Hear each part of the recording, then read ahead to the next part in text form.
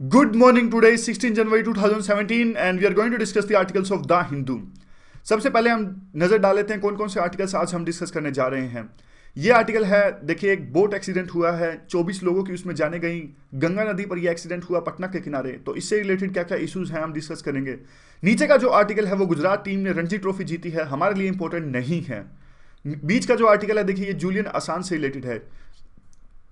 Julian Assange आपको पता होगा कि विकीलीक्स के ये लीडर हैं और क्या क्या इनसे रिलेटेड इश्यूज हैं, कैसे ये इन्होंने एक तरह से विकीलीक्स में अपना योगदान दिया और यूएस के इलेक्शंस में हाल फिलहाल में इंटरफेयर किया।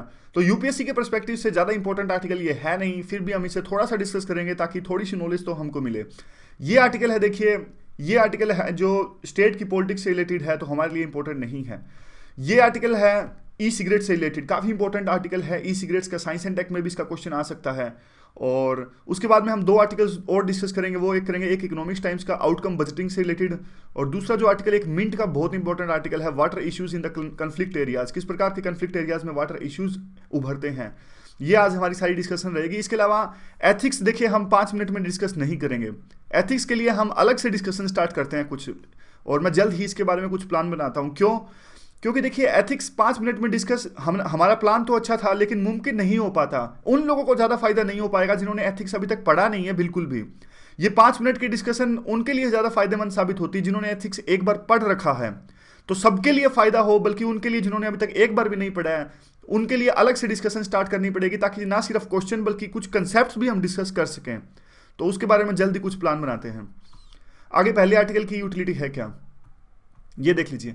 रिसेंट का एक बोट एक्सीडेंट हुआ गंगा नदी में और पटना के नज़दीक, काफ़ी लोगों की इसमें जाने गई है। ये शो करता है कि कितनी अर्जेंट हमें जरूरत है एफिशिएंट रेगुलेशन की। जो ट्रांसपोर्ट होता है वाटरवेज यानी नदियों पे जो ट्रांसपोर्ट होता है बोट्स में, उनमें हमें एक अर्जेंट रेगुलेशन की आवश्यकता है। कंटेक्स्ट हमने डिस्कस किया। बोट डिजास्टर हुआ गंगा नदी पर, काफ़ी लोगों की इसमें जाने गई, 24 लोगों की। और यह वो लोग थे, देखिए, वो एक काइट फेस्टिवल अटेंड करके आ रहे थे। और यह चीज़ भी एक्सीडेंट से पता लगती है कि उस छोटी सी बोट पे काफ़ी लोग यात्रा कर रहे थे। तो कितनी ज़्यादा जरूरत है एक तरह से बोट्स की वाटरवेज पे, और खचाखच वो बोट भरी हुई थी। एक तरह से आप कह सकते हैं कि जो सेफ्टी नॉर्म्स जो फॉलो होने चाहिए थे वो सेफ्टी नॉर्म्स नहीं फॉलो हुए उस बोट पर, और शायद यही एक कारण रहा कि वो बोट डूब गई। और क्या एक्शन लेना चाहिए? देखिए, एक्शन वैसे तो काफ़ी लेना चाहिए। जरूरी अभी ये जुडिशियल कमीशन जो है उसकी स्थापना करनी चाहिए कि वो कंस्टिट्यूट करना चाहिए ये सारे जो रीजंस हैं, और इंक्वायरी करे क्यों एक्सीडेंट हुआ। उसके बाद में ये भी देखना चाहिए कि जो लाज हैं, देखिए, हमारे ट्रांसपोर्ट सेक्टर के लिए वो सफिशिएंट है नहीं, और आगे इस तरह के जो इंसिडेंट्स हैं, एक्सीडेंट्स हैं, ना हो उसके लिए एक प्रॉपर गाइडलाइंस या प्रॉपर डायरेक्शंस होने चाहिए। कितने यात्री यात्रा कर सकते हैं उस बोट के ऊपर में, सेफ्टी नॉर्म्स जो है उनको फॉलो करना चाहिए, और आगे भी इस चीज़ को ताकि अवॉइड किया जा सके इस तरह के एक्सीडेंट्स को। उसके बाद में देखिए, ये भी बात है कि जो इंजन ये बोट पे लगाया गया था वो भी अच्छा नहीं था। और कई बार ऐसा भी इशू सामने आता है कि जो ट्रेनिंग दी जाती है ऑपरेटर्स को, वो ट्रेनिंग भी इनसफिशिएंट होती है। इसीलिए इस तरह के एक्सीडेंट्स होते हैं। तो सेंटर को देखिए, जो लाज हैं अपने, इस तरह के जो कानून जो रेगुलेट करते हैं इस पूरे वाटरवेज को, वो फर्मली इंप्लीमेंट करने होंगे। और स्टेट को भी देखिए नए मेजर्स लगाने होंगे, क्योंकि ये जो दोनों के आते हैं इनडायरेक्टली, जो सेंटर में भी नेशनल वाटरवेज हैं वो सेंट्रल डिक्लेयर करती है, और इनका रेगुलेशन है, कुछ हद तक स्टेट का भी इनमें रोल रहता है। वैसे तो देखिए, जो सेंट्रल गवर्नमेंट ने अभी नेशनल वाटरवे प्रोग्राम बनाया है, जिसमें आपको पता होगा अभी तक 5 वाटरवेज हैं हमारे। छठे को हमने पास कराने की कोशिश की थी, लेकिन छठा जो वाटरवे है वो पास नहीं हो पाया था। उसके बाद में गवर्नमेंट एक और बिल लेके आई जिसमें 105 वाटरवेज को पास करने की बात कही गई। तो कहते हैं कि देखिए, जो हमारा जो एक्ट है, ये जो कॉलोनीज टाइम का एक्ट है, इनलैंड वेसल एक्ट, इसमें भी सुधार की आवश्यकता है और इसको फर्दर मॉडर्नाइज करने की आवश्यकता है। और अभी तो देखिए, स्टेट पर रिस्पॉन्सिबिलिटी है कि जो मोटर व्हीकल एक्ट में जो एक्सीडेंट्स होते हैं उनको दूर करने के लिए जो ये पॉलिसीज या फिर गाइडलाइंस लगाते हैं, ऐसी ही गाइडलाइंस ये इस पे ट्रांसपोर्ट नेशनल वाटरवेज पे जो भी एक्सीडेंट्स होते हैं उनको दूर करने के लिए ऐसी गाइडलाइंस फॉलो करें। और कंपनसेशन और इंश्योरेंस के रूल्स हैं थर्ड पार्टी के प्रति, वही रूल यहाँ भी अपनाएं। और जो ये इनका इनलैंड वेसल्स हैं, यानी वाटरवेज पे जो वेसल्स चलती हैं, इनका प्रॉपर रजिस्ट्रेशन होना चाहिए, और इलीगली या फिर इरेगुलर जो ये चलते हैं उन पे बैन लगाना चाहिए। उसके बाद में ये देखिए, एडुकेट सप्लाई की भी प्रॉब्लम है, जैसा हमने डिस्कस किया अभी कि काफ़ी खचाखच वो बोट भरी हुई थी। इसका मतलब ये है कि सप्लाई जो है बोट्स की एक स्थान से दूसरे स्थान की, यानी नदी पार करने के लिए, वो सफिशिएंट है नहीं। तो स्टेट को ये इंश्योर करना चाहिए कि इस तरह से कुछ रेगुलेशन हो, सफिशिएंट नंबर ऑफ बोट्स वहाँ पर हो, ताकि इस तरह के एक्सीडेंट फ्यूचर में ना हो। और देखिए लास्ट में स्टेट की ड्यूटी बनती है कि किस तरह से एक सेफ और एडिक्वेट पब्लिक ट्रांसपोर्ट जनता को प्रोवाइड करें, तो उसके लिए स्टेट गवर्नमेंट को कदम उठाने पड़ेंगे। तो ये कुछ सॉल्यूशंस या फिर कुछ आप पॉइंट्स कह सकते हो अपने आंसर्स में यूज करने के लिए। आगे देखिए विकीलीक्स का ये आर्टिकल है। विकीलीक्स का आर्टिकल के बारे में थोड़ा बेसिक्स देख लेते हैं। विकीलीक्स देखिए एक ऐसी वेबसाइट है जो एक तरह से, जो कई बार क्या होता है, कॉन्फिडेंशियल जो डेटा होता है, जैसे यूएस गवर्नमेंट अपने ऑपरेशंस चला रही है इराक के अंदर में, अफगानिस्तान के अंदर में, कुछ ऐसी चीज़ें जो कॉन्फिडेंशियल डाटा होता है लेकिन वो ह्यूमैनिटी के खिलाफ होता है और जनता के सामने नहीं आ पाता। जैसे कई बार क्या होता है, देश डबल पिक्चर शो करते हैं, बाहर कुछ कहते हैं, जैसे यूएस कहता है कि हम इराक के खिलाफ वार छेड़ रहे हैं क्योंकि उन्होंने मास डिस्ट्रक्शन वेपन्स बना रखे हैं, लेकिन अंदर की कुछ बात अलग होती है, वो रिकॉर्डेड होती है, वो कॉन्फिडेंशियल होती है, आखिरकार यूएस ने इराक में वार किया क्यों। इस तरह की बातें होती हैं जो ये विकीलीक्स वेबसाइट है ये डिस्क्लोज कर देती है, कैसे भी यूज करके, हैकिंग करके या फिर कुछ करके इनके पास में वो इन्फॉर्मेशन हाथ लग जाती है जो क्लासिफाइड इन्फॉर्मेशन होती है, जो यानी जो पब्लिक के सामने नहीं आनी होती उस गवर्नमेंट के हिसाब से, लेकिन ये डिस्क्लोज कर देते हैं उस इन्फॉर्मेशन को। तो उसमें देखिए अब एक तरह से जूलियन असांज हैं, ये डिफैक्टो लीडर हैं विकीलीक्स के। और हुआ क्या, देखिए इन्होंने यहाँ से, देखिए आपको टाइमलाइन समझ में आएगी, ये सब कुछ याद करने की आवश्यकता नहीं है, बस एक थोड़ा सुन लीजिए कुछ।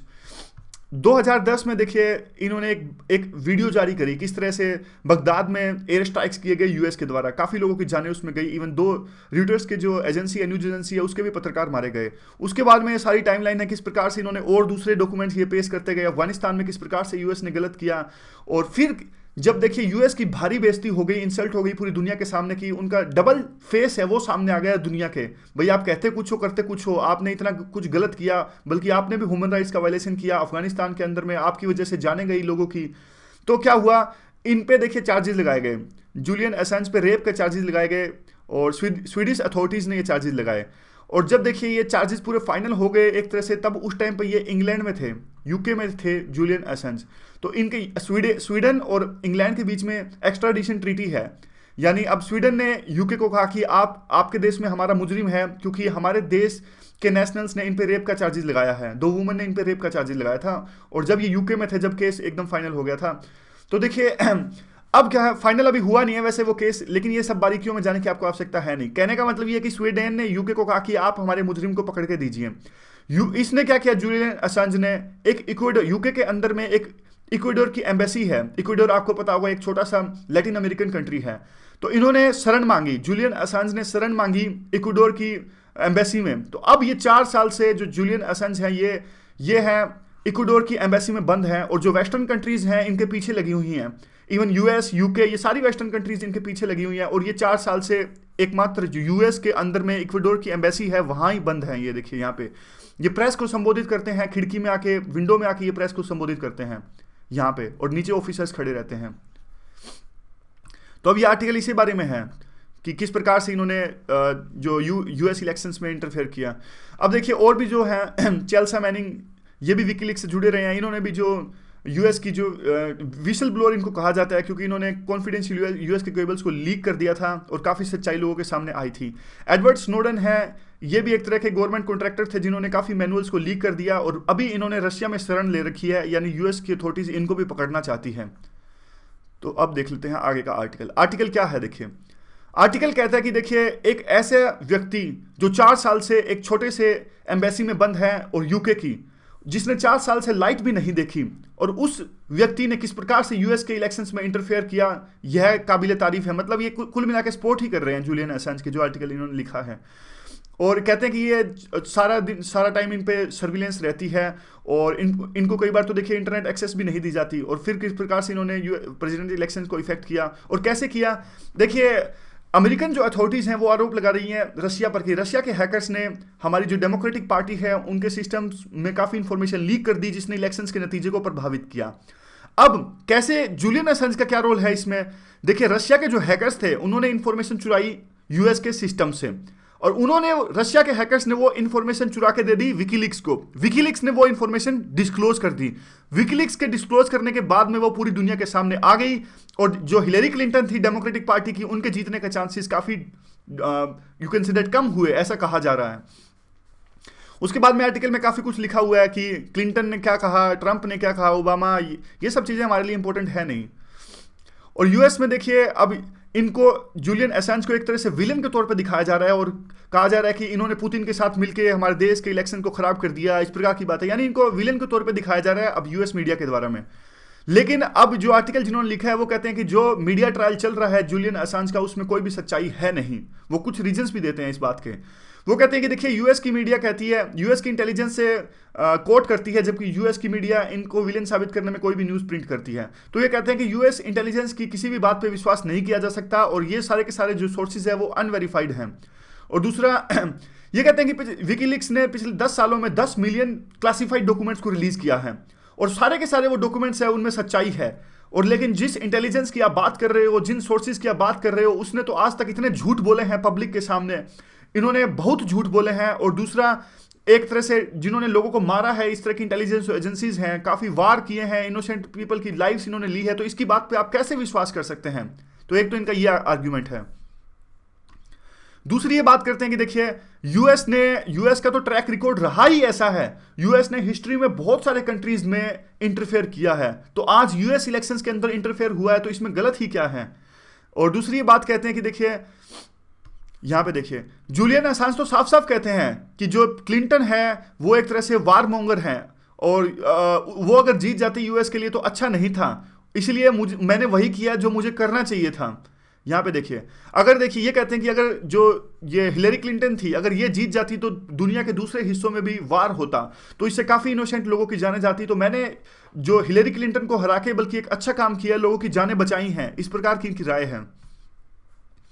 और जूलियन असांज देखिए बाद में इसमें थोड़ा सा ये पॉइंट है कि आखिरकार देखिए जूलियन असांज जो थे इन्होंने तो एक रोल निभाया, जो इंफॉर्मेशन बंद थी वो लोगों के सामने लाने में।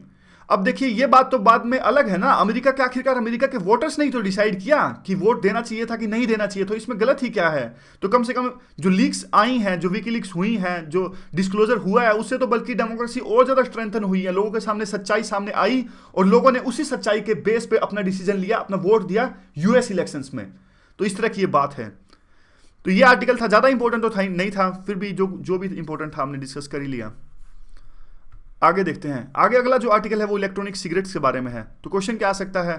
क्वेश्चन आ सकता है what are the electronic cigarettes and are they dangerous to the human health in the Indian context, what is the policy of government of India regarding the sale of e cigarettes. तो आगे देखते हैं ये ई cigarettes होती क्या है। ई cigarettes को देखिए स्मोकलेस सिगरेट्स भी कहते हैं, हालांकि अभी तो कई सारी ऐसी सिगरेट्स भी आती हैं ई सिगरेट्स जिसमें स्मोक भी होता है, लेकिन वैसे इनको स्मोकलेस सिगरेट भी कहते हैं। और एक तरह से ये अल्टरनेटिव मेथड ये है निकोटीन को कंज्यूम करने का। निकोटीन आपको पता है एक तरह का addictive chemical found in the tobacco, तंबाकू में देखिए एक प्रकार का ये निकोटीन मिलता है और एडिक्टिव केमिकल है ये। उसके बाद में देखिए जो मैन्युफैक्चरर्स हैं ई सिगरेट्स को इस तरह से डिजाइन करते हैं ताकि वो बिल्कुल सिगरेट्स की तरह लगें, लेकिन इसमें टोबैको यानी तंबाकू नहीं होता और किसी तरह की माचिस की आवश्यकता इसको जलाने के लिए नहीं होती। बैटरी से चार्ज होती है ये ई सिगरेट जो होती है। ये क्या करती है, चलती कैसे है? देखिए ये लिक्विड निकोटीन को कन्वर्ट कर देती है मिस्ट या वेपर में बैटरी से। बैटरी इसमें लगी होती है तो बैटरी क्या करती है, जो निकोटीन होता है ई सिगरेट के अंदर वो लिक्विड फॉर्म में होता है, उस लिक्विड फॉर्म में निकोटीन जो होता है उसको मिस्ट या फिर वेपर में कन्वर्ट कर देती है और जिससे यूजर्स यानी जो इसे ई सिगरेट्स को लेते हैं वो इनहेल करते हैं उसी वेपर को या फिर मिस्ट को। कोई फायर नहीं होती, कोई ऐस नहीं होता, कोई राख नहीं, कोई आग नहीं, कुछ नहीं, कोई स्मेल भी नहीं होती ई सिगरेट की। यूटिलिटी हमने डिस्कस कर ली। तो इस तरह से काम करती है। थोड़ा पिक्चर देख लो, ज़्यादा डिटेल में जाने की हमें आवश्यकता है नहीं। यहाँ पे देखिए एलईडी लगी होती है ताकि ये बताती है कि ई सिगरेट्स काम कर रही है कि नहीं कर रही। माइक्रो प्रोसेसर लगा होता है जो एलईडी को एक्टिवेट कर देता है। यहाँ पे देखिए लिथियम की बैटरी होती है जो ये फ्लेम प्रोवाइड करती है और जिससे वेपर्स में कन्वर्ट होता है लिक्विड निकोटीन जो होता है। ये एक्टिवेशन मॉड्यूल है और यहाँ पे देखिए integrating heating wrapped in A nicotine का, यहाँ पे निकोटीन होता है। तो ये सारा है, लेकिन ज़्यादा डिटेल में आपको जाने की आवश्यकता है नहीं। तो बस अब ये आर्टिकल जो है इस बात पर डिपेंड करता है कि क्या जो ई सिगरेट्स हैं, वैसे तो देखिए ये साफ साफ शुरू में ही मना कर देते हैं कि हमारी सेहत के लिए अच्छे नहीं है ये, और इंडिया में किस प्रकार का रेगुलेशन है बाद में इस बात पर ये आर्टिकल फोकस करता है। तो इलेक्ट्रॉनिक निकोटीन डिलीवरी सिस्टम दूसरा नाम भी है ये। एक तरह से देखिए जो कंपनीज इस तरह का क्लेम करती हैं कि जो ई सिगरेट्स हैं सहायता प्रोवाइड करती हैं जो लोग सिगरेट पीते हैं उनसे सिगरेट पीना छुड़वाने के लिए, यानी स्मोकिंग को क्विट करवाने के लिए ये जो ई सिगरेट्स हैं वो सहायता प्रोवाइड करती हैं। और एक तरह से देखिए और दोनों है, देखिए इसके फायदे भी है नुकसान है। एक तरफ तो इसका प्रॉमिस भी है और दूसरी ई सिगरेट से हमें थ्रेट भी है। और और अभी इस तरह का देखिए कोई कंक्रीट एविडेंस भी नहीं है जो इस स्पोर्ट में इस तरह का दावा कर सके कि ये you can say that they help for the quitting of smoking, मतलब ये सहायता प्रोवाइड करती है स्मोकिंग को छुड़वाने में। और दूसरा देखिए किसी तरह का रेगुलेटरी अप्रूवल नहीं है हमारे इंडिया के अंदर में, तो इससे जो पब्लिक हेल्थ के लिए काफ़ी बड़ी थ्रेट ये हैं। और खासकर तब जबकि देखिए हमारे देश में कुछ लोग ऐसा देखिए कुछ गवर्नमेंट्स या फिर कुछ लॉबीज जो हैं वो इस प्रकार की पॉलिसी बनाने की सोच रही हैं कि जो ई सिगरेट्स का है वो इंपोर्ट और ज़्यादा आसान हो जाए, इसीलिए ये हमारी पब्लिक हेल्थ के लिए एक मेजर खतरा साबित हो सकती हैं। अब यहाँ पे देख लीजिए, देखिए जो ई सिगरेट्स होती हैं वो सिगरेट्स के दायरे में नहीं आती, ये देखिए do not fall with in the ambit of cigarettes. और दूसरे जो तंबाकू के प्रोडक्ट्स हैं उनके दायरे में भी नहीं आती, इसलिए इन पे जो ये एक्ट लगता है, देखिए जो नीचे एक्ट है ये एक्ट लगता है सिगरेट्स पे और तंबाकू प्रोडक्ट्स पे, जिसका नाम है prohibition of advertisement and regulation of trade and commerce production supply and distribution act 2003 COTPA. तो याद रखिए इसको कोट करेंगे जब भी सिगरेट से रिलेटेड क्वेश्चन आएगा। देखिए इसमें क्या होता है, इसमें अगर ये जो ई सिगरेट्स हैं वो इस एक्ट में आती है तो इन पे वही वो वार्निंग वगैरह, देखिए आपने देखा होगा नॉर्मल जो सिगरेट्स होती हैं उसमें 45% जो पिक्चर होती है वार्निंग की है, जिसे पहले बढ़ाने की भी बात हुई थी 85% तक, लेकिन वो नहीं बढ़ाया था। 40% की जैसे वो फोटो दी होती है, आपने देखा होगा दांत आपको कैंसर हो सकता है, सिगरेट पीना स्वास्थ्य के लिए हानिकारक है, कुछ जो हमारे लंग्स वगैरह है उनकी पिक्चर दी होती है। लेकिन ई सिगरेट्स जो होती हैं वो इस एक्ट के अंदर नहीं आती, तो इस किसी तरह की वार्निंग इनके ऊपर ऐसा देना कंपलसरी है नहीं, जिससे और भी नुकसान होता है। और कई जो ई कॉमर्स साइट्स हैं वो तो देखिए ई सिगरेट्स को इसलिए बेचती हैं थेरेपेटिक प्रोडक्ट्स के तौर पे, यानी जिस तरह की ये प्रोडक्ट्स हैं वो चिकित्सीय यानी उपचार करने के लिए हैं, इस तरह के जो प्रोडक्ट्स हैं इस तरह से वो बेचती हैं ई कॉमर्स की वेबसाइट। उसके बाद में कहते हैं कि 26 वेबसाइट्स पे जो ई कॉमर्स की वेबसाइट पे हमने सर्वे किया और ये देखा कि क्या ये प्रॉपर जो वार्निंग्स है वो लिखती है कि नहीं लिखती हैं जब ये ई सिगरेट्स को बेचते हैं। तो उन्होंने कहा नहीं, हमने कुछ इस तरह का जो सर्वे में फाइंडिंग पाई कि ये प्रॉपर वार्निंग्स को फॉलो नहीं करती। कुछ हैं वार्निंग्स को फॉलो ही नहीं करते, कुछ ऐसे फॉलो करते हैं कि वो इनएक्सेसिबल होता है यूजर्स के लिए। इस बात को देखिए हम इस तरह से देख सकते हैं, ये देखिए एक जो ये है ई कॉमर्स वेबसाइट है ई सिगरेट्स को बेचने के लिए। अब देखिए आप नीचे वार्निंग देखो, ऊपर आपके प्रोडक्ट्स बेच रहे हो वेबसाइट के ऊपर, आप नीचे नीचे जब वेबसाइट खत्म होती है, जब आप अपनी वार्निंग लिखते हो कि कुछ भी इसमें ये स्वास्थ्य के लिए हानिकारक है या फिर पर्टिकुलर एज के लिए है, तो अब नीचे ये वार्निंग बहुत कम लोग पढ़ते हैं। आपको वार्निंग देनी चाहिए ऊपर प्रोडक्ट्स के नीचे, यहां वार्निंग देने का कोई मतलब बनता नहीं है क्योंकि यहां तो वार्निंग इनएक्सेसिबल है। और यहाँ पे देख लीजिए, और कुछ एक वेबसाइट्स तो गलत भी जानकारी देती हैं कि निकोटीन का खतरा है ही नहीं, हेल्थ इश्यू कुछ है ही नहीं निकोटीन से, जबकि गलत है, निकोटीन से हमारे हेल्थ इश्यूज काफ़ी हो जाते हैं। तो यही पूरा स्लाइड्स है कि किस प्रकार से वार्निंग देते हैं यहाँ पे देखिए। और यहाँ देखिए वार्निंग इस प्रकार की देनी चाहिए कि साफ साफ यह भी बताना चाहिए कि जो ई सिगरेट्स हैं वो सिर्फ स्मोकर्स के लिए हैं, यानी नॉन स्मोकर्स के लिए ई सिगरेट्स नहीं हैं। और जब हर एक प्रोडक्ट के नीचे डिस्क्रिप्शन में इसे लिखा जाना चाहिए, ना कि नीचे नीचे वार्निंग के तौर पे। आगे कौन कौन से इश्यूज हैं इससे रिलेटेड, आगे देखिए दूसरे भी काफ़ी डेंजर्स हैं, वो भी इनको लिखने चाहिए। जैसे कई बार क्या होता है एक्सप्लोजन हो जाता है, और ग्लोबली काफ़ी ऐसे तरह के इंसिडेंट्स देखने को आए हैं जिस तरह से जो ई सिगरेट्स हैं वो फट जाती हैं, और जो लिक्विड है जो इसके ई सिगरेट के अंदर होता है अगर एक्सीडेंटली उसका कंजम्पशन किया जाए तो इससे डेथ भी हो सकती है। ये दूसरे दो डेंजर्स हैं जो हम अपने आंसर्स में लिख सकते हैं। जैसे वो क्वेश्चन आया था ना, how the e cigarettes are dangerous to human health, जो शुरू में हमने यूटिलिटी डिस्कस करी थी, उसमें ये 2 पॉइंट्स भी लिख सकते हैं हम। आगे क्या है, कंसर्न्स इंडिया के लिए क्यों है। देखिए पूरी ई सिगरेट्स की जो मार्केट है हमारे इंडिया में अनरेगुलेटेड है फिलहाल, और ये तब जबकि नंबर ऑफ स्मोकर्स हमारे इंडिया में डिक्लाइन हो रहे हैं। तो देखिए एक तरह से नई अट्रैक्टिव चीज़ लोग इसके एडिक्टिव हो सकते हैं, और ई सिगरेट्स है जो एक तरह से गेटवे साबित हो सकता है स्मोकिंग का, निकोटीन एडिक्शन का। और दूसरा ये कहते हैं वार्निंग नहीं है, तो इसका भी एक गलत प्रभाव हो रहा है, क्योंकि देखिए एक सर्वे हुआ था ग्लोबल अडल्ट टबाको सर्वे 2009-2010, तो इसमें कहा गया कि जो हमारी नॉर्मल सिगरेट्स के ऊपर में जो वार्निंग होती है जैसे 40% जैसे वो सिगरेट पीना स्वास्थ्य की हानिकारक है पिक्चर, तो ये कहते हैं कि इस तरह की वार्निंग काफ़ी सहायकमंद साबित हुई है सिगरेट छुड़वाने में लोगों की, और जो लोग इनको पढ़ते हैं एक तरह से उन पर फर्क पड़ता है। और यहाँ पे देखिए यह साबित हो गया, WHO की रिपोर्ट से भी अभी साबित हो गया कि इफेक्टिवनेस है उन वार्निंग की जो सिगरेट के ऊपर छपी होती हैं, जो पिक्चर छपी होती हैं। तो अब ई सिगरेट्स के ऊपर पे तो कोई वार्निंग है नहीं, तो इसीलिए ये बहुत नुकसानदायक साबित हो सकती है जो लोग सिगरेट छोड़ना चाहते हैं उनके लिए भी और बाकियों के लिए भी। और हमारी गवर्नमेंट देखिए उन्होंने अभी एक तरह से वो स्लो है इस ई सिगरेट्स के खतरे को रिस्पॉन्ड करने में, और कुछ स्टेट्स जैसे कि महाराष्ट्र, केरला, कर्नाटका, पंजाब, इन्होंने ई सिगरेट के सेल पर बैन कर दिया है, लेकिन अलग अलग ढंग से। जैसे महाराष्ट्र गवर्नमेंट ने तो इसे देखिए एक तरह से यूं कहा है कि ये अनअप्रूव्ड ड्रग है, इस ऐसा ड्रग जिसको अप्रूव नहीं किया है। पंजाब ने इस रीजन पर इसको बैन किया कि जो निकोटीन है ये एक जहर है। तो अलग अलग स्टेट्स जो इनको बैन करना चाहते हैं अलग अलग पॉलिसीज अपना रहे हैं। देखिए एक यूनिफॉर्म अप्रोच ना होना एक तरह से नुकसानदायक साबित हो सकता है और लोगों की हेल्थ को खतरे में डाल सकता है, और कुछ लोग जो ये लूप होल्स हैं उसका फायदा भी उठा सकते हैं। इसलिए एक यूनिफॉर्म अप्रोच होनी चाहिए हमारे पूरे देश के अंदर में, अगर हम इसको ई सिगरेट्स के खतरे को टैकल करना चाहते हैं। तो वे फॉरवर्ड क्या है? देखिए हमें अप्रोप्रिएट रिस्ट्रिक्शंस अपनानी चाहिए सेल और एडवर्टाइजमेंट पे, और ऑनलाइन जो भी ये ई सिगरेट्स बिकती हैं तो एक यूनिफॉर्म अप्रोच की हमें आवश्यकता है। और वार्निंग, हेल्थ वार्निंग है वो भी अंकित होनी चाहिए इस ई सिगरेट्स के ऊपर में।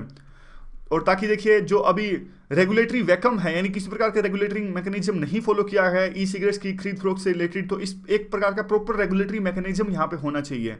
और गवर्नमेंट को एक तरह से इंडिपेंडेंट साइंटिफिक रिसर्च भी करवानी चाहिए जो ये डिसाइड कर सके क्या फायदे क्या नुकसान है इस ई सिगरेट्स के, क्योंकि काफ़ी संदिग्धता रहती है। कुछ लोग कहते हैं ई सिगरेट से फायदा होता है, कुछ लोग कहते हैं नुकसान होता है। तो एक प्रॉपर इंडिपेंडेंट साइंटिफिक रिसर्च की आवश्यकता हमें है, ताकि इन्फॉर्म्ड डिसीजन लिया जाए कि वाकई में किस प्रकार की पॉलिसी हमें अपनानी चाहिए, क्या इनको प्रमोट करना चाहिए या फिर इनको इन पे सेल पे बैन लगाना चाहिए। तो ये वे फॉरवर्ड था। अगला जो इकोनॉमिक्स टाइम्स का ये आर्टिकल है, ये आउटकम बजटिंग से रिलेटेड इंपॉर्टेंट आर्टिकल है। So what is outcome budgeting? How it can be useful for improving the implementation of policies and efficient allocation of resources?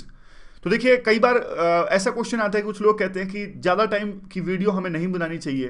तो द हिंदू तो देखिए अब 20 मिनट में द हिंदू डिस्कस हो चुका है, तो जिनको आगे नहीं करनी तैयारी, मतलब आगे उनको लगता है कि द हिंदू उनके लिए सफिशिएंट है, तो आगे के आर्टिकल्स वो छोड़ सकते हैं।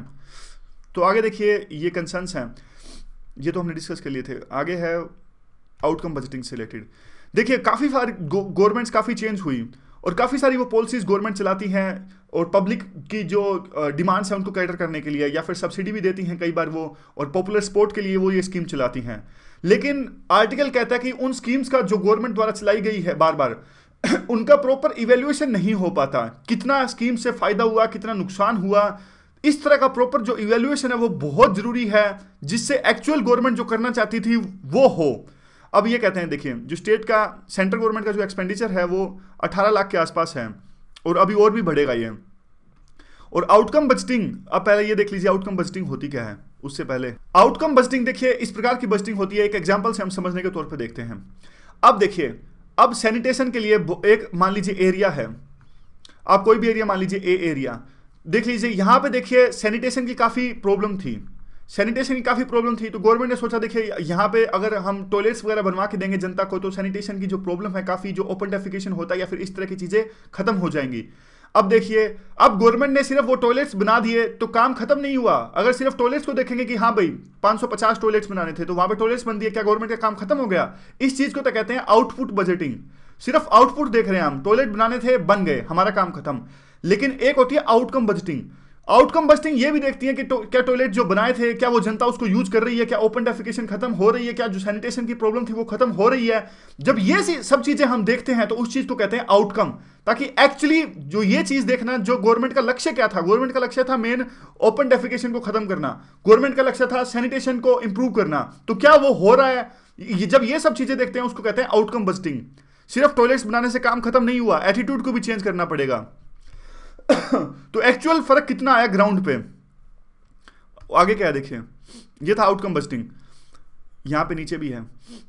ये कहते हैं कि देखिए 2005-6 में आउटकम बजटिंग आई थी हमारे इंडिया के अंदर में, लेकिन एक्चुअल ताकि वो उसके एक्चुअल इंप्लीमेंटेशन हो उसके स्कीम्स का, सिर्फ खाना पूर्ति कागजों पे ना हो इंप्लीमेंटेशन। और ये कहते हैं कि ताकि अगर कोई कमी रही है स्कीम्स में तो अकाउंटेबिलिटी हेल्ड कर सकें, जो भी इसमें लैकुनास हैं उसको फुलफिल कर सकें, उसको प्लग कर सकें। लेकिन देखिए कहते हैं सक्सेसफुल नहीं रहा ये मॉडल। क्यों नहीं रहा? क्योंकि जो हमारे ऑफिशियल्स हैं उनको समझ नहीं थी, प्रॉपर पुअर अंडरस्टैंडिंग थी कि एक्चुअली होता क्या है ये सिस्टम और किस प्रकार से आउटकम होनी चाहिए। और एक तरह से देखिए जो परफॉर्मेंस है, किस प्रकार की परफॉर्मेंस होनी चाहिए, किस प्रकार के उसको परफॉर्मेंस को मेजर करने में भी काफ़ी दिक्कतें आई। एक तरह से ये 3-4 जो दिखते हैं, एक जो है सर्विस डिलीवरी है उसमें भी दिक्कतें आई। तो 3 रीजन्स हैं जिससे ये जो आउटकम बजटिंग थी जो 2005-6 में हम लाए थे वो अच्छे ढंग से हम इसको इम्प्लीमेंट नहीं कर सके। आगे वे फॉरवर्ड में क्या कहते हैं? ये वे फॉरवर्ड में कहते हैं देखिए एक प्रॉपर इंस्टीट्यूशनल मैकेनिज्म की हमें आवश्यकता है तब ताकि हम फ्लैगशिप स्कीम्स जो होती हैं, अब देखिए जैसे आप जनधन अकाउंट मान लीजिए, जनधन अकाउंट्स में हमने काफ़ी खाते खोले, 33 करोड़ खाते गवर्नमेंट ने खोले। अब देखिए 33 करोड़ खातों में से आधे तो डोरमेंट हैं। अब गवर्नमेंट का जो मकसद था वो फाइनेंशियल इंक्लूजन लाना था, वो फाइनेंशियल इंक्लूजन तो नहीं आया, क्योंकि जो खाते वो खोले गए थे वो तो एक्टिव ही नहीं है, पैसे ही नहीं जमा हो रहे उसमें। एजुकेशन का तीसरा एग्जाम्पल ये है कि सिर्फ पैसा देने से एजुकेशन इंप्रूव नहीं होगी, टीचर्स को जो मेथड्स हैं वो भी इंप्रूव करना होगा, एक्चुअल फर्क दिखना होगा। जो कल पिछला आर्टिकल हमने इकोनॉमिक्स टाइम्स का डिस्कस किया था वो भी काफ़ी अच्छा आर्टिकल था। यही कहते हैं कि जो क्वालिटी ऑफ इम्प्लीमेंटेशन है वो अच्छी होनी चाहिए। उसके बाद में देखिए अब गवर्नमेंट ने क्या डिसाइड किया, पिछले दिनों गवर्नमेंट ने एक चीज़ डिसाइड करी कि प्लान और नॉन प्लान जो एक्सपेंडिचर है उसको हम खत्म कर देंगे। पहले क्या होता था बजट में, मैं आपको थोड़ा सा बताता हूँ इसके बारे में। बजट में पहले प्लान और नॉन प्लान डिस्टिंक्शन हम फॉलो करते थे। यानी प्लान मतलब कुछ नया प्रोजेक्ट चलाना, तो वो प्लानिंग की कैटेगरी में आना था। मान लीजिए कुछ ऐसा नया प्रोजेक्ट चलाना है गवर्नमेंट को, एक इन्वायरमेंटल का प्रोजेक्ट मान लीजिए, कुछ रिन्यूएबल का प्रोजेक्ट मान लीजिए, ये चलाना है, तो ये तो आएगा प्लान में। नॉन प्लान में वो चीज़ें आएंगी जैसे सैलरी होगी। अब सैलरी तो गवर्नमेंट देगी ही ना, ये प्लानिंग में थोड़ी है, सैलरी तो देनी पड़ेगी एम्प्लॉइज़ को, तो इसमें कोई प्लान बनाने की आवश्यकता तो है नहीं। तो ये चीज़ें आती थी नॉन प्लान में। और ये चीज़ें आती थी प्लान में, कोई नया स्कूल बनाना है या फिर कुछ प्लानिंग करके बनाएंगे, हाँ भाई यहाँ पे स्कूल बनाना है। दिक्कत क्या आती थी इससे प्लान और नॉन प्लान से, कि देखिए अब स्कूल बना दिया वो तो आ गया प्लान में, लेकिन अब उसकी स्कूल की मेंटेनेंस है वो आएगी नॉन प्लान में। तो गवर्नमेंट क्या है, गवर्नमेंट एक तरह से ज़्यादा चीज़ें प्लान में दिखाना चाहती है ताकि हमने कुछ डेवलपमेंट करवाई है। तो वो नई चीज़ें तो बनवाती थी गवर्नमेंट, लेकिन उसकी मेंटेनेंस नहीं करवाती थी क्योंकि वो आती थी नॉन प्लान में। गवर्नमेंट कम से कम खर्चा करना चाहती है नॉन प्लान में। तो इससे क्या होता था, देखिए स्कूल बन तो जाता था लेकिन उसका सुधार नहीं हो पाता था, बिल्डिंग टूटी फूटी हो जाती थी। तो एक लेवल के बाद में प्रॉपर मेंटेनेंस के अभाव में काफ़ी नुकसान हमें उठाना पड़ता था। तो इसलिए अब हमने क्या किया, हमने डिसाइड किया कि जो प्लान या नॉन प्लान है इसको खत्म ही हम कर देंगे। तो यहाँ पे देखिए government wants to do away with the distinction. इस बजट में नहीं होगा। रंगा राजन की जो कमेटी थी उसने भी एक रिकमेंडेशन दिया कि जो ये एक्सपेंडिचर मैनेजमेंट है वो आउटकम लिंक्ड होना चाहिए और डिटेल्ड। देखिए अब देखिए इस सारे जो प्रोजेक्ट्स चलते हैं उसकी एक डिटेल्ड रिपोर्ट होनी चाहिए कि किस प्रकार के जो फाइनल टारगेट्स भी होने चाहिए और जो बीच के टारगेट्स हैं वो भी उस डिटेल्ड रिपोर्ट में होने चाहिए। कि देखिए बाद में अभी तो हम ये प्रोजेक्ट बना रहे हैं लेकिन बाद में इसका मेंटेनेंस का खर्चा भी आएगा, कितना आएगा, वो सब चीज़ें डिटेल्ड प्रोजेक्ट रिपोर्ट में होनी चाहिए। हर स्टेज का खर्चा, चाहे वो बिल्डिंग हो, चाहे वो स्कूल हो या फिर टॉयलेट्स हो, कुछ भी हो। इस तरह का ये आर्टिकल था। तो काफ़ी इंपॉर्टेंट आर्टिकल था, आउटकम बजटिंग से रिलेटेड क्वेश्चन बनता है इस पर और आपको लिखना है वेबसाइट पे। आलस मत किया करो, देखिए क्वेश्चन लिखोगे तभी फायदा होगा। मेरा काम तो आपको बताना है और हर बार देखिए सीधी सी बात है, बाद में हमें पछतावा होता है। अभी तो टाइम है आंसर्स लिखने का, प्रीलिम को अभी 5 महीने पड़े हैं, तो आप चाहो तो प्रीलिम की तैयारी भी स्टार्ट कर सकते हो अगर जिनको लगता है प्रीलिम में डर लगता है। लेकिन इसका मतलब यह तो कतई नहीं है कि आप मेंस को बिल्कुल ही छोड़ दो। 5 महीने आप प्रीलिम की तैयारी करोगे, प्रीलिम आएगा, प्रीलिम क्लियर भी हो जाएगा, तो उसका फायदा क्या। मैटर क्या करता है, फाइनल पेपर क्लियर करना। जब तक आपका लिस्ट की पीडीएफ में, फाइनल पीडीएफ में आपका नाम नहीं आएगा तो कुछ फर्क नहीं पड़ता आपने कितनी बार इंटरव्यू दिए, कितनी बार आपने मेंस दिए। वही बात है, दुनिया जो है वो चढ़ते सूरज को हमेशा सलाम करती है। आगे क्या है, कड़वी सच्चाई है, गलत है लेकिन ये कड़वी सच्चाई है। आगे क्या देखिए, यूटिलिटी अगले आर्टिकल की क्या है, वाटर इश्यू से रिलेटेड ये आर्टिकल है कि जो कन्फ्लिक्ट्स है वाटर, देखिए सीरिया में और जिस प्रकार के जो इराक में काफ़ी कन्फ्लिक्ट्स हुए यहाँ पे, और वाटर रिसोर्सेज की सिक्योरिटी आपने देखा होगी कि आईएसआईएस ने किस प्रकार से जो डैम्स को अपने कब्जे में ले लिया था और लोग वहाँ पे पानी की काफ़ी दिक्कतें उनको आ रही थी और एग्रीकल्चर के लिए भी पानी नहीं था। तो अभी उसी से रिलेटेड ये आर्टिकल है और क्वेश्चन इस तरह का बन सकता है कि in conflicts prone areas of world like Syria water resources की जो सिक्योरिटी है वो काफ़ी महत्वपूर्ण है और वर्ल्ड कम्युनिटी इंक्लूडिंग यूएन इनको एक तरह से सावधान होना चाहिए कि किस प्रकार के जो वाटर इंस्टॉलेशन जो पेरिल्स हैं वो जो एक्सट्रीमिस्ट है उनके हाथ में पड़ सकते हैं। तो इस प्रकार इस पूरे क्वेश्चन पे आपको टिप्पणी करनी है। और आगे क्या है, अब ये कहते हैं कि देखिए जो नए सेक्रेटरी जनरल हैं आ गए हैं एंटोनियो गुटेरेस, और ये उससे पहले जो बान की मून थे, दोनों के दोनों सेक्रेटरी जनरल थे, एक बात को लेकर सहमत थे कि किस प्रकार से जो वाटर है वो पीस एंड कन्फ्लिक्ट में काफ़ी इंपॉर्टेंट है। और अब देखिए अब क्या है, एक तरह से जो वाटर का जो इंपॉर्टेंट रोल है कन्फ्लिक्ट्स के अंदर में उसको रिकॉग्नाइज कर लिया गया है। और लास्ट जो अभी पिछले दिनों एक डिबेट हुई थी यूएन में, ये देखिए यहाँ पे UN first ever official debate on the water peace and security. तो एक तरह से अब जरूरत है कि जो वाटर जो क्राइसिस होते हैं, वाटर के कारण जो क्राइसिस होते हैं उसको अब अवॉइड करके एक तरह से वाटर को यूज किया जाए पीस एंड कोऑपरेशन के लिए, इस तरह की बात है। और अभी देखिए यह बात भी, इसका रिकॉग्निशन भी बढ़ता ही जा रहा है कि किस प्रकार से जो ग्लोबल डेवलपमेंट्स अभी हुई हैं, कितना इंपॉर्टेंट रोल है वाटर इंस्टॉलेशंस की सिक्योरिटी का। और अभी देखिए केस स्टडी है एक, जो इस्लामिक स्टेट था, इन्होंने जो ये था तिरसरीन जो सिटीज़ के नाम है, मोसूल, फलूजा, यहाँ पे देखिए डैम्स को कैप्चर कर लिया था टिग्रिस रिवर पर और यूफ्रेट्स रिवर पर। तो अब देखिए उसके बाद में अभी तो इनसे कंट्रोल छीन लिया गया है आईएसआईएस से, लेकिन उससे काफ़ी इन्होंने क्या किया, नुकसान पहुंचा दिया। फ्लड ले आई ये और प्यासे हो गए लोग और उनको पीने का पानी भी नहीं मिला, एग्रीकल्चर को नुकसान पहुंचा। और यह जो खतरा है जो वाटर इंस्टॉलेशंस की सिक्योरिटी का, ये आईएसआईएस तक सीमित नहीं है। और जैसे आप साउथ एशिया में भी एक्सट्रीमिस्ट कहते हैं कि हम जो वाटर के इंफ्रास्ट्रक्चर है उनको कैप्चर कर लेंगे और हम पानी नहीं देंगे आपको एग्रीकल्चर के लिए और बाकी तमाम जो डेली जरूरत की हमारी एक्टिविटीज़ हैं उनके लिए। और देखिए फिर कहते हैं कि ये सिर्फ एक्सट्रीमिस्ट ग्रुप्स ही नहीं, जो स्टेट एक्टर्स हैं उनमें भी कहीं ना कहीं ये भी जो वाटर के रिसोर्सेज को कैप्चर करके नुकसान पहुंचा सकते हैं दूसरे देशों का। तो एक प्रॉपर पॉलिसी होनी चाहिए ताकि वाटर को पीस एंड कोऑपरेशन के लिए यूज किया जा सके। तो वाटर की इंपॉर्टेंस है क्या, ये कहते हैं कि देखिए वाटर की इंपॉर्टेंस वही है जो 20वीं शताब्दी में ऑयल की थी। 20वीं शताब्दी में आपको पता है ऑयल, अभी तो काफ़ी सारे जो ऑयल के रिजर्व्स हैं हमने खोज लिए हैं या फिर यूएस ने सेल गैस भी बना ली है, लेकिन 20वीं शताब्दी में ऑयल की कीमत जो काफ़ी ज़्यादा थी, आपको पता होगा 1973 में ऑयल क्राइसिस भी हुए थे। और अब वही जो है कीमत है वो वाटर की है। अब ऑयल के देखिए, ऑयल के जो अल्टरनेटिव्स हैं वो तो दुनिया ने खोज लिए हैं, नेचुरल गैस की फॉर्म में, विंड की फॉर्म में, सोलर एनर्जी और न्यूक्लियर एनर्जी, लेकिन वाटर का जो अल्टरनेटिव है अभी भी वाटर ही है। और पनामा कैनाल का भी ये केस स्टडी देते हैं कि पनामा कैनाल जोड़ती है, देखिए 50% ट्रेड होता है एशिया और अमेरिका के बीच में पनामा कैनाल से। पनामा कैनाल आपको याद होगा, हमने न्यूज़ डिस्कशन की वीडियो में इसे डिस्कस किया था। और ये कहते हैं कि देखिए अभी आने वाले 100 सालों तक इसका नेचुरल डिप्लीशन का कोई चांसेस नहीं है, यानी सूखेगी नहीं है नदी। लेकिन खतरा यह है कि सेंट्रल अमेरिका में जिस प्रकार से देखिए, सेंट्रल अमेरिका में एक तरह से इंस्टेबिलिटी रहती है और वहाँ पे सत्ता बार बार चेंज हो जाती है, डिस्पोटिक और ऑटोक्रेटिक रूल्स वहाँ पे हैं।